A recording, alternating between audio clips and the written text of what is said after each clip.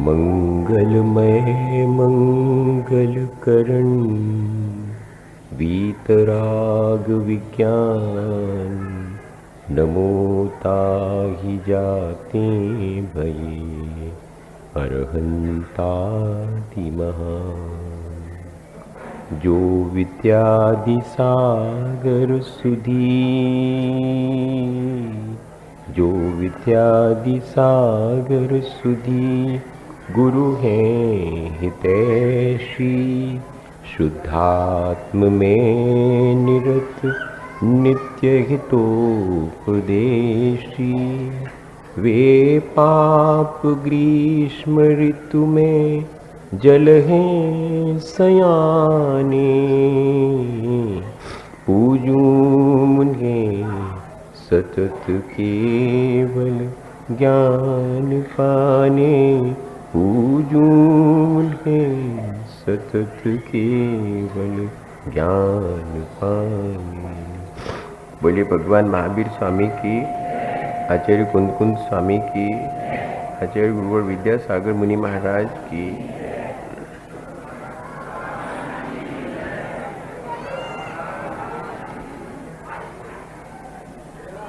अपने जीवन को अच्छा बनाने के लिए अपन निरंतर विचार कर रहे हैं।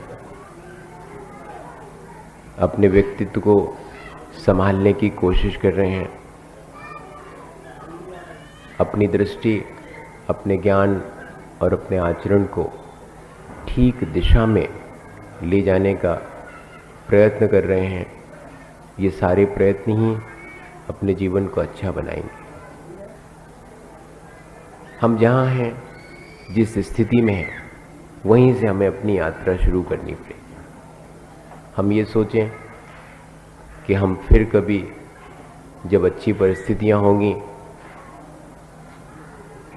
तब हम अपने जीवन का कल्याण कर लेंगे, ऐसा नहीं है। हमारी जैसी स्थिति है, अच्छी है, बुरी है, हम अपने जीवन को ऊंचा उठाने के लिए वहीं से प्रयास कर सकते हैं। एक लेमैन भी, एक ऑफिसर भी, एक बिजनेसमैन भी, एक स्टूडेंट भी, जो जहाँ है वहाँ से अपने जीवन को वहीं रह कर के भी अच्छा बना सकता है, बशर्ते कि उसके भीतर अपने आप को अच्छा बनाने का विचार हो और विचार के अनुरूप उसके भीतर पुरुषार्थ करने की लगन हो। बुराइयों से बचूं, इतना भी अपने जीवन को अच्छा बनाने के लिए पर्याप्त है। हमें अपने जीवन को अच्छा बनाने के लिए कुछ अच्छा करना पड़े, ऐसा भी ज़रूरी नहीं है। हम सिर्फ ये ध्यान रखें कि हमारे द्वारा कुछ बुरा ना हो जाए, तो जो भी होगा वो अच्छा ही होगा। तो हमारे जीवन को अच्छा बनाने में यह भी एक कारण बन सकता है। लेकिन इस सब के लिए हमारे भीतर एक ललक, एक लगन, एक उत्साह होना चाहिए। होता क्या है कि जब हमारे मन की परिस्थितियां नहीं होती, विपरीत होती हैं, तो हम हार मान लेते हैं और चुपचाप हाथ पर हाथ धर करके बैठ जाते हैं, ये सोचकर कि अब तो कुछ हमसे होगा नहीं, जैसा चल रहा है बस वैसा ही चलेगा। हम उस अपने जीवन को इम्प्रूव करने के लिए जरा भी तत्पर नहीं होते, जरा भी उत्साहित नहीं होते। क्या हुआ, एक बार एक घर में एक बाजा रखा हुआ था, सितार। पुराने लोग उस घर में सितार बजाते रहे, जानते थे वो कैसे बजाया जाता, कैसे तार संभाले जाते हैं, कैसे इनमें से संगीत निकाला जाता। लेकिन बाद को घर के लोगों को इस तरह का ज्ञान, इस तरह का उत्साह, ऐसी कोई लगन ही नहीं रही कि वो उस चीज़ को सीख लें। अपने भीतर अगर किसी चीज़ को हासिल करने की लगन और उत्साह ना हो, तो अपने पास चीज़ होते हुए भी उसका लाभ नहीं ले पाते। वही उनके साथ हुआ।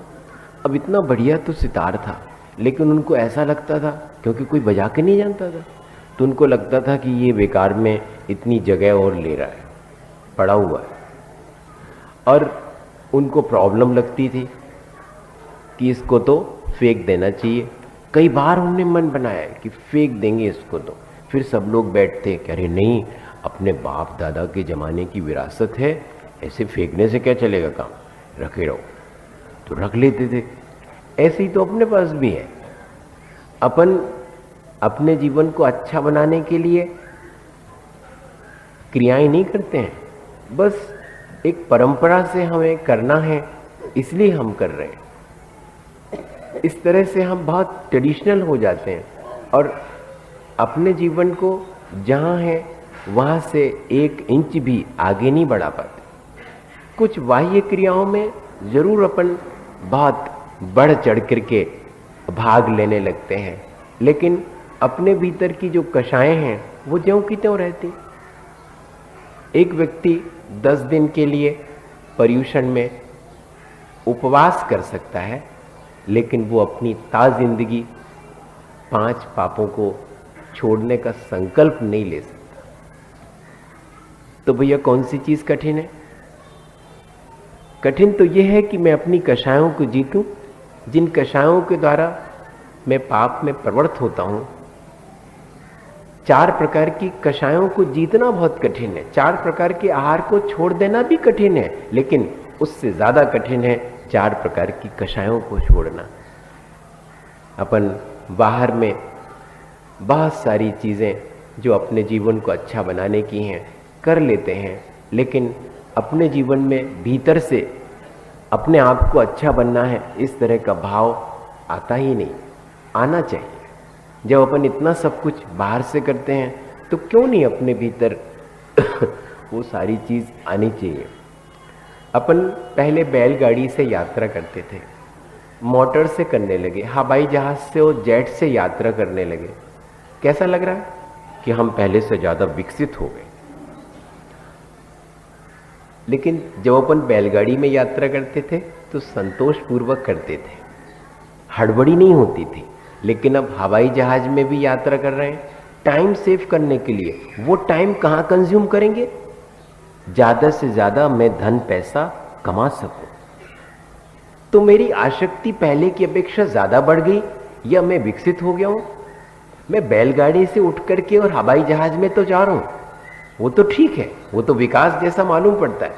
लेकिन जब मैं बैलगाड़ी में बैठ करके अपने आसक्ति को कम करने के विचार रखता सकता था, लेकिन अब तो मैं हवाई जहाज में बैठा हूं, फिर भी मेरे भीतर बहुत आसक्ति है।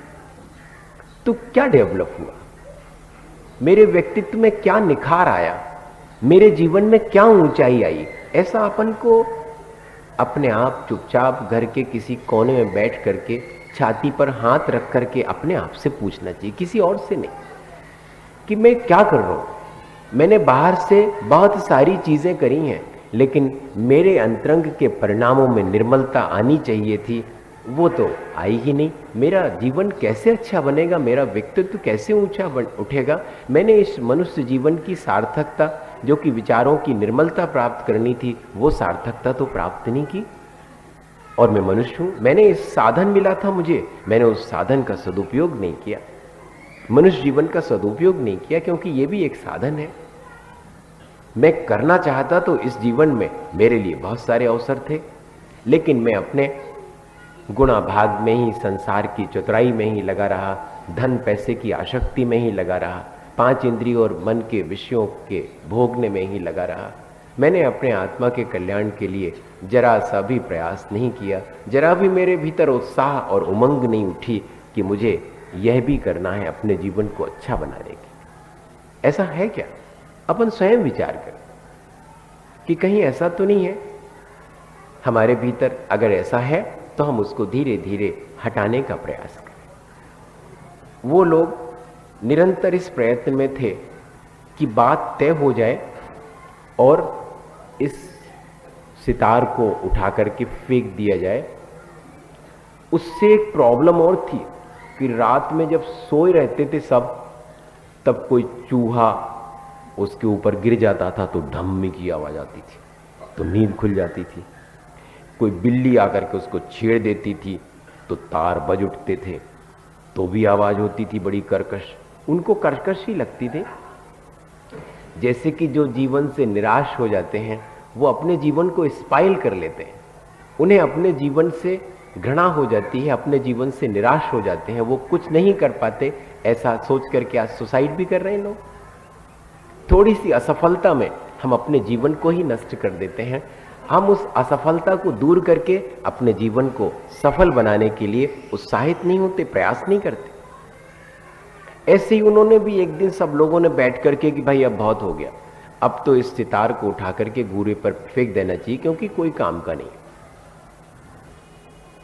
और उन सब ने निर्णय लिया कि सुबह सुबह जबकि कोई देख ना पाए, क्योंकि खराब चीज फेंकने के लिए अपन ध्यान रखते हैं कि कोई देख ना चाहे। ये तो अच्छी चीज है दानवान कि सब लोग को पता लग जाए। 1 रुपए का दान भी 10 दफे माइक से बोला जाए कि इन्होंने 101 रुपए दान में दिया। और अगर 1-2 लाख रुपए दिए फिर तो पटिया वटिया का इंतजाम होगा, सब कुछ लगा करके कि मैंने दिया, जैसे कि मेरा हो, जबकि मैं लेके कुछ नहीं आया था। मैं खाली हाथ आया था, खाली हाथ ही यहां से जाऊंगा, न लेके जाऊंगा, मेरा था ही नहीं। लेकिन मैंने त्याग किया, इस बात का अहंकार मेरे भीतर आ जाता है। जबकि दान में, त्याग में अहंकार की कोई आवश्यकता नहीं थी। लेकिन क्या करें, अपने मन को देखें अपन कि अपन सब कुछ कर रहे हैं लेकिन अपना मन उतना निर्मल नहीं है। और मुंह अंधेरे कोई देख ना पाए और बच्चों के हाथ से उन्होंने वो सितार घूरे पर फेंकवा दिया, कचरा घर में फेंक दिया। दोपहर में उनको कहीं से अच्छे संगीत की आवाज सुनाई पड़ी। घर के लोगों को बालकनी से झांक के देखा तो एक भिखारी फकीर आदमी एक सितार पर बहुत अच्छा गीत गा रहा है। तो इन लोगों ने गौर से देखा कि लगता तो है कि अपने ही वाला सितार है। अब जब अपने ही वाला सितार है तो जरा मामला गड़बड़ हो गया। अब गीत सुनने का और संगीत सुनने का चाव नहीं रहा, अब मेरा सितार है ये आसक्ति। ऐसी तो होती अपनी आसक्ति।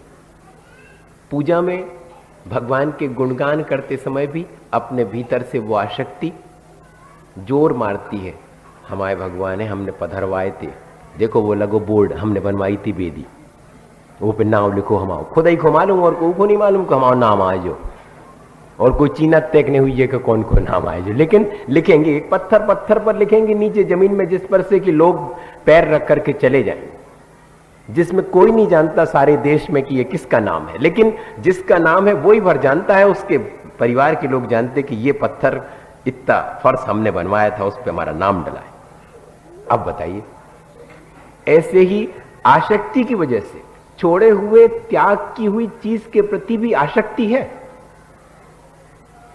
अभी गई नहीं, पहले गिनते थे रुपए, अब गिनने लगे कितने रुपए दान में दिए, और ज्यादा अंतर नहीं है। पहले रुपए गिनते थे, अब गिनने लगे मालाएं, कितनी फेरी, 1 लाख।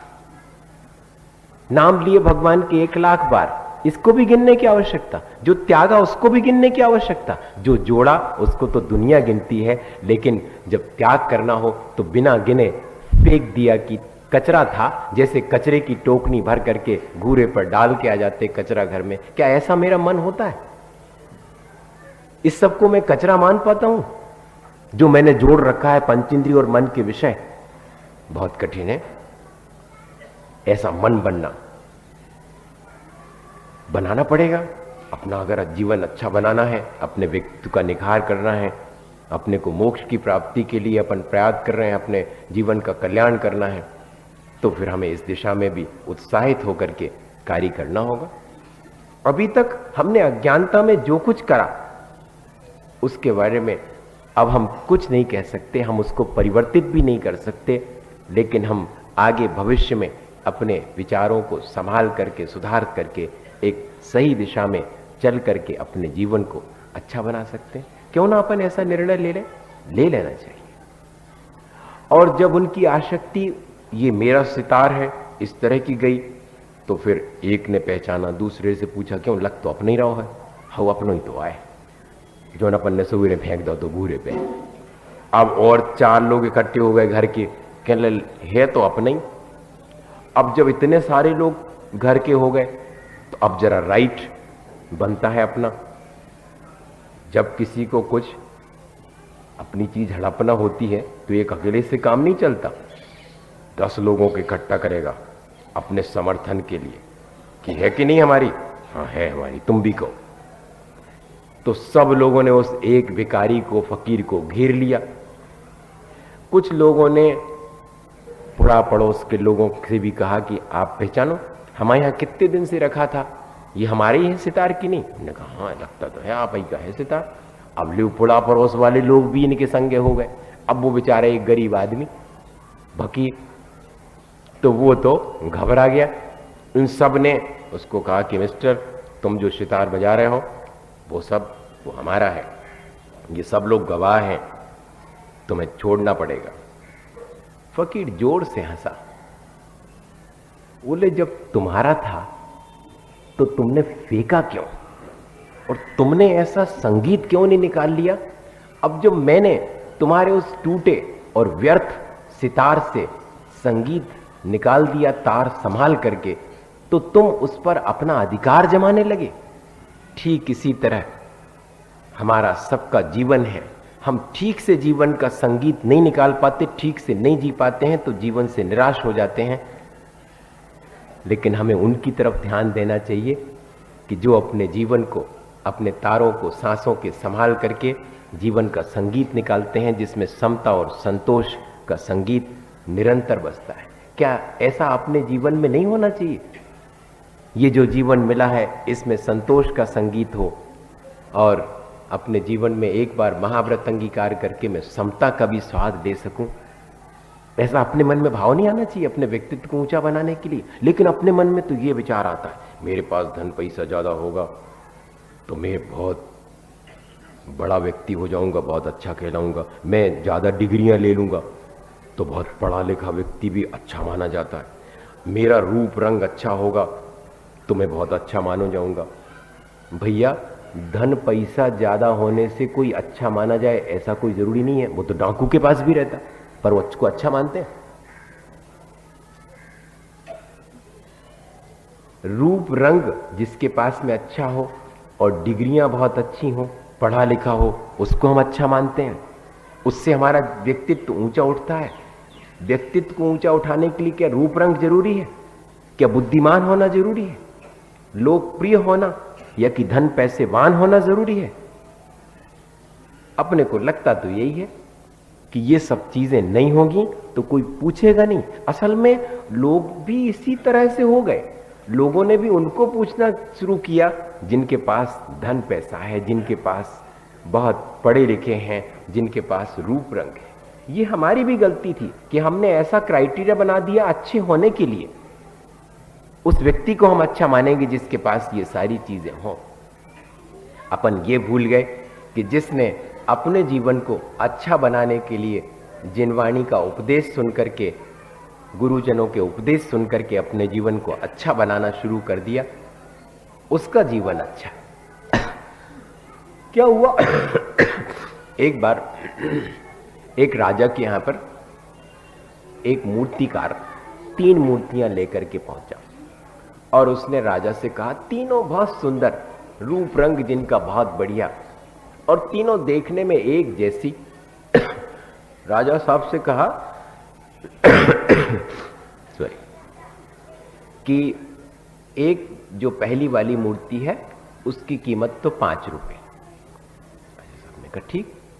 दूसरी वाली जो मूर्ति है ना, समान रूप रंग है, सेम साइज भी बिल्कुल समान है।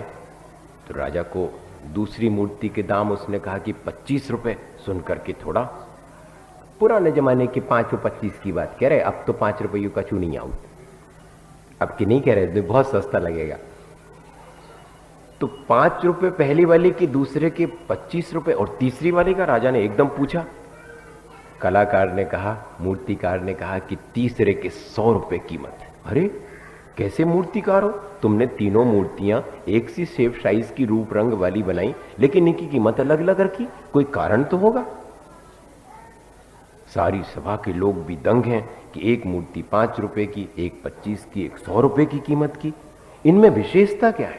तीनों देखने में एक सी दिख रही हैं, तीनों की साइज एक सी है, रूप रंग एक सा है, सब कुछ एक सा है। बाहर से देखने में तो सबको एक जैसी दिख रही थी, बनाने वाला कलाकार भी एक है। अब अंतर क्या है तुम्हारे इन दामों के अलग अलग रखने के पीछे? तो उसने जेब में से एक पतला सा तार निकाला। बोले राजन, आप पूछ रहे हैं इनकी कीमत, इसलिए मैं इनकी कीमत कम ज्यादा क्यों रखी मैंने, ये आपको बता देता हूं। उसने पहली वाली जिसकी कीमत 5 रुपए थी कीमत की, उस वाली मूर्ति के कान में से वो तार डाला तो वो दूसरे वाले कान में से निकल गया। इसकी कीमत 5 रुपए है। जो सुनता है और सुन करके बाहर निकाल देता है, अपने जीवन में कुछ नहीं लेता, उसकी कीमत कितनी है? 5 रुपए। दूसरे वाले की कीमत 25 क्यों है? तो उसके कान में से तार डाला तो कान में से ना निकल करके वो गया तो कान में से, लेकिन निकल गया मुंह में से। 25 रुपए। जो सुनता तो है लेकिन अपने कल्याण के लिए नहीं, दूसरे को सुनाने के लिए, तो मुंह में से निकल गई। तीसरे की कीमत 100 रुपए रखने का कारण क्या है? यह आपको अभी मालूम पड़ जाएगा राजन, मैं बताता हूं। जब उसके कान में से तार डाला तो कहीं से नहीं निकला, न मुंह में से न कान में से, वो तो पेट के भीतर चला गया। जो अपने कल्याण की बात सुन करके अपने जीवन के कल्याण के लिए उत्साहित होकर के शुरुआत करता है, उसकी कीमत अधिक है। उसका व्यक्तित्व ही वो अच्छा बना सकता है, उसके जीवन में ही अच्छाइयाँ आ सकती हैं। जो अच्छाइयों को सुन करके अपने जीवन को उत्साहित होकर के अच्छा बनाने के लिए पुरुषार्थ करता है। लेकिन अपन इस दिशा में प्रयत्न बहुत कम कर रहे हैं। अपने को प्रयत्न करना चाहिए। अपने को अगर कोई दूसरा दिख जाए जिसका कि व्यक्तित्व इस तरह का है, अच्छा है, अच्छे व्यक्तित्व को अब अपन ने समझ लिया कि मात्र रूप रंग होने से नहीं होगा, ज्यादा पढ़े लिखे डिग्री होल्डर होने से नहीं होगा, और ना ही ज्यादा धन पैसे वाला होने से उसका महत्व होगा। महत्व होगा कि जो अपने जीवन में अच्छाइयों को अपने आचरण में ला करके अपने जीवन को ऊंचा उठा रहा। ऐसे व्यक्ति से प्रेरणा लें, उसकी नकल नहीं करें। ये सावधानी रखें, अगर अपने जीवन को अच्छा बनाना अपन चाहते हैं, उसके जीवन से प्रेरणा मिल सकती है, लेकिन आप उसकी वाही क्रियाओं को ज्यों का त्यों नकल करके और अपने जीवन को अच्छा उठाना, ऊंचा उठाना चाहें तो संभव नहीं है। अच्छाइयों की आप नकल भी कर लेंगे पर आप अच्छे नहीं हो पाएंगे। आज वर्तमान में यही तो हो रहा, अपन देख रहे हैं कि अपन कर क्या रहे हैं। उनने ऐसा फंक्शन किया था, हम भी एक बहुत बढ़िया सा फंक्शन कर लेंगे। तो अकेले पूजा पाठ और फंक्शन करने से क्या होगा? वो तो बाहर से देखने में एक जैसा लगेगा, लेकिन भीतर में मेरे परिणामों में उस अनुष्ठान से निर्मलता कितनी आई, ये मेरा अपना डिसीजन है कि मुझे ये देखना है कि मैंने जो कुछ भी करा दूसरे की देखा देखी करा, लेकिन बाहर से भर देखा है, मैंने क्रिया को देखा है, मेरे अंतरंग के परिणाम उसके करने से निर्मल हुए हैं कि नहीं। ये बहुत जरूरी है। अपन दूसरे से प्रेरणा तो लेते हैं लेकिन उसकी नकल करने लगते हैं, लेकिन नकल करने से अपने व्यक्तित्व का विकास नहीं होगा, बल्कि अंतरंग में भी अपने भीतर वैसे बनने की प्रेरणा उत्पन्न हो तो अपने जीवन का विकास होगा। दूसरे से कभी भी कंपेयर ना करें अपने आप को। दूसरे को अपने से कंपेयर करके छोटा साबित करने की कोशिश तो बिल्कुल ना करें। आप क्या सोचते हैं कि चींटी बहुत छोटी सी है? अरे भैया, उस चींटी पर हो सकता है कि आपके पैर के नीचे वो मरण प्राप्त को जाकर के अच्छे परिणामों से स्वर्ग में जाए और वहां से मोक्ष, यहां आकर के मुनि बन करके मोक्ष चली जाए। तो वो चींटी छोटी कैसे हो गई जिसको आप बहुत क्षुद्र समझ रहे थे? किसी भी व्यक्ति को अपने से छोटा नहीं समझें, क्योंकि सब अनादिकाल से इस संसार में हैं कोई छोटा और बड़ा नहीं है, सब आत्मा में अनंत गुणों से संपन्न है, ऐसा सोच करके और अपन किसी का तिरस्कार नहीं करें तो अपना जीवन अपन अच्छा बना सकते हैं। वरना अपने में यही अपने मन में आता है कि मैं तो बहुत बड़ा हूं, मैं तो बहुत अच्छा हूं, दूसरा तो इतना है ही नहीं। झाड़ू लगाने वाले काम को भी अपन छोटा समझते हैं और ऑफिस में साहब बन के बैठने के काम को बड़ा समझते हैं। आजकल के जो कैरियर में चलता है, यही चलता है कि खाएंगे तो हलवा खाएंगे, नहीं तो रोटी ने खाए, भूखे रहें, इसको ऐसा बोलते हैं। झाड़ू लगाने वाला काम वो नहीं करेंगे, ऑफिस का काम, और वो भी बड़ी सैलरी, कम से कम 25-50 हजार रुपए की सैलरी, वैसी वाली पढ़ाई पढ़ेंगे जिससे कि अच्छी कंपनी में कोई मेरा सिलेक्शन हो। छोटे मोटे काम मैं नहीं करूंगा तो कौन करेगा छोटे काम? साहब बनकर के आप ऑफिस में बैठोगे 2-3 दिन तक, अगर जिसको आप चपरासी कहते हो, झाड़ू लगाने वाला, अगर 2-3 दिन तक आपके कमरे में झाड़ू नहीं लगाए फिर बैठो आप, वो अपना काम ठीक नहीं करे तो आपकी तो मुश्किल हो जाए। रास्ते में अपन निकलते हैं और उसको बहुत हल्का समझते झाड़ू लगाने वाले को, लेकिन अगर वो अपने काम को 2 दिन के लिए बंद कर दे तो आपका रास्ते पे निकलना बंद हो जाए, मुश्किल हो जाए। अपन किसी के भी काम को छोटा ना समझें और अपने काम को बड़ा ना समझें। किसी का भी ये सोचकर के तिरस्कार ना करें कि ये तो हमसे छोटा है, पता नहीं कितना बड़ा होगा। लेकिन आज अपन थोड़े से व्रत नियम ले लेते हैं, मैं स्पष्ट कह रहा हूं, बुरा नहीं मानना, थोड़े से व्रत नियम ले लेते हैं, थोड़ा सा धर्म ध्यान करने लाते हैं, बाकी सबको तो असहनीय और तुच्छ समझने लगते हैं, अपने आप को बहुत बड़ा समझने लगते। होना नहीं चाहिए। अक्सर ये चीज आती है, जिसके अंदर जितनी त्याग तपस्या का बाहर से जिसने लिया होगा वो दूसरे को तुच्छ मानेगा। नीचे बैठो, तुम इतने नहीं बैठ सकते, चटाई पे नहीं बैठ सको तो बैठो धरती पे, कि वो आदमी नहीं है क्या? इस तरह का भाव अपने भीतर आ जाता, क्योंकि हम तो व्रती हैं। ये अहंकार अपने भीतर आ जाता। थोड़े से पूजा करने लगे तो पूजा नहीं करने वाले को तुच्छ समझेंगे, असंयमी समझेंगे। अगर थोड़ा सा संयम अपन ने पालन कर दिया, अगर अपन ने थोड़ी सी प्रतिमा ले ली तो बाकी लोगों को तो बिल्कुल कचरा समझेंगे। होता है ऐसा कि नहीं होता? थोड़ा सा धर्म ध्यान करने लगे, बाकी तो सब कुछ नहीं है। हो सकता है कि आपसे भी जल्दी और वो श्रद्धा पूर्वक थोड़ी देर के लिए व्रत नियम लेकर के जीवन के अंत में अपना कल्याण कर ले और आप बैठे रह जाएं संसार में। मेरा सिर्फ आशा ये है, बुरा तो लगेगा इसमें कि ये तो इस तरह इंसल्ट, लेकिन बुरा लगने के लिए नहीं है। अपन विचार करें कि अगर अपने भीतर ऐसी भावना आती है तो क्या ये ठीक है? ऐसी भावना ठीक नहीं है। किसी के भीतर भी आती, अपने भीतर आती है, तो अपन को इस भावना को सुधारना है कि यहां पर हमने सिर्फ अपना कर्तव्य किया है। कोई अपना कर्तव्य पहले कर लेता है, कोई बाद में कर लेता है, लेकिन है तो सब बराबर ही। ऐसा सोच करके आपने मुझे ऊपर बिठा दिया है ताकि मैं ठीक ढंग से आप मुझे देख सकें और मेरे प्रवचन सुन सकें। बाकी किसी के ऊपर बैठने से कोई बड़ा नहीं हो जाता। ऊपर तो छिपकली भी है, क्या वो बड़ी हो गई? अब बोलो, ऊपर छत के बच्चे खेल रहे होंगे, क्या बड़े हो गए? महाराज जी से ऊपर है। अकेले ऊपर उठ जाने से कोई व्यक्ति बड़ा होता है क्या? अपने भावनाओं में, अपने विचारों में जो जितना ऊंचा है, वो चाहे नीचे गड्ढे में भी खड़ा हुआ हो, लेकिन वो ऊंचा ही कहलाएगा। एक बार की घटना है, हमको याद आ गई।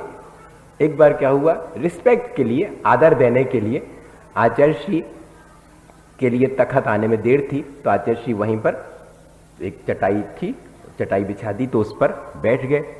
अब हम लोग जब तक वो चटाई पर नहीं बैठे थे तो हम लोग भी जमीन पर बैठने से थोड़े डरे। पाटा आ गया तो आचार्य श्री को बहुत कहा कि महाराज आप ऊंचे पाटे पर बैठ जाओ, आप बड़े हो, जब तो हम लोग बैठ पाएंगे नीचे। तब आचार्य श्री ने क्या कहा कि अगर ऐसे ऊंचे पाटे पर बैठने से कोई ऊंचा होता है, ये तुम्हारा सोच है, तो अभी अपने को बहुत परिवर्तित करना पड़ेगा। मैं अगर ऊंचे बैठूं, मैं अगर जमीन पर बैठूं, तो तुम्हें तो गड्ढा खोद करके नीचे बैठना पड़ेगा। रिस्पेक्ट ऐसा तो है नहीं। कि जब तुम नीचे बैठोगे तभी रिस्पेक्ट होगी। अपने भावों में अपन रिस्पेक्ट दें। अकेले ऊंचे नीचे बैठने से रिस्पेक्ट नहीं होती।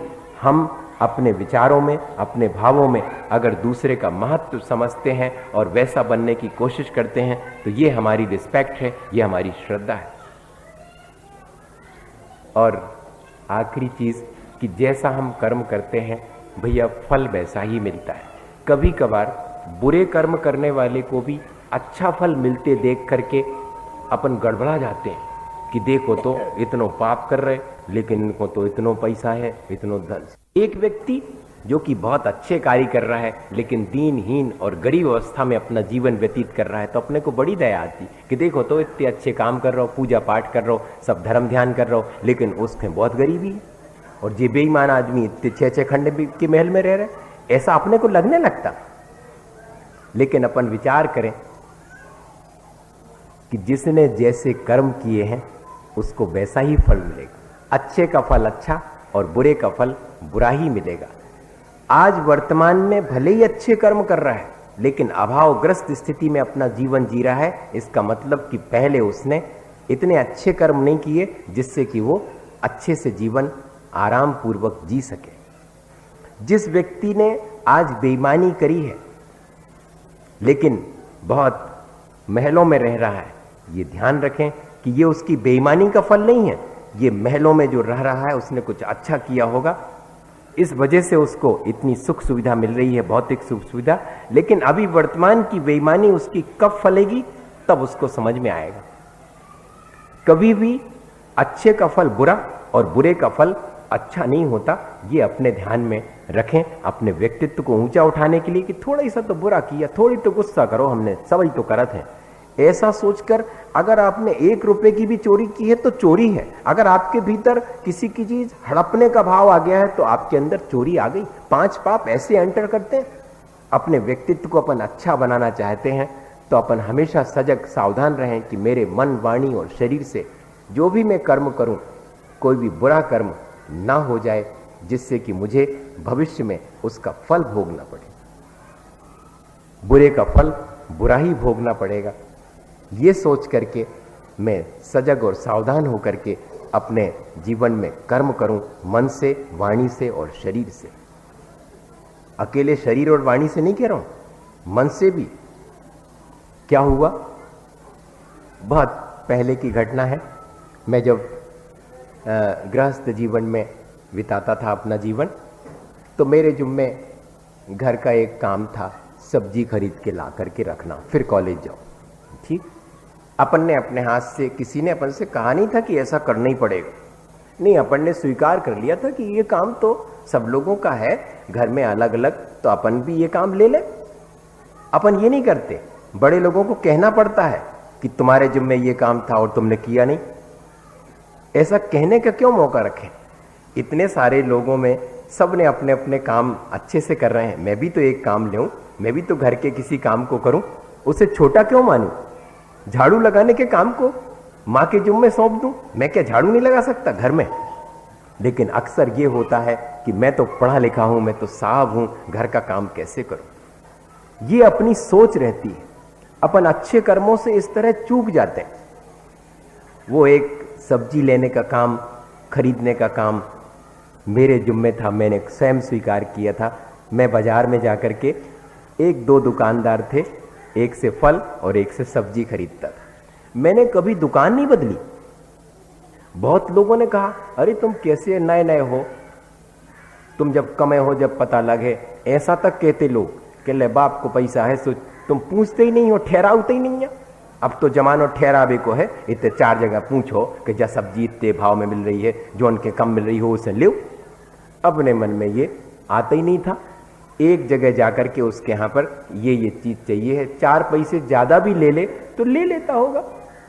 लेकिन जब लोगों ने बहुत ज्यादा कहा तो मैंने कहा, मेरे 4 आने पैसे क्या वो जिंदगी भर मेरे से लेकर के जिंदगी भर अब खा लेगा? 4 आने पैसे मेरे से उसने बेईमानी करके 4 आने पैसे ज्यादा ले लिए हैं, तो क्या ये 4 आने पैसे उसके पूरे जीवन को संभालने में कारण बनेंगे क्या?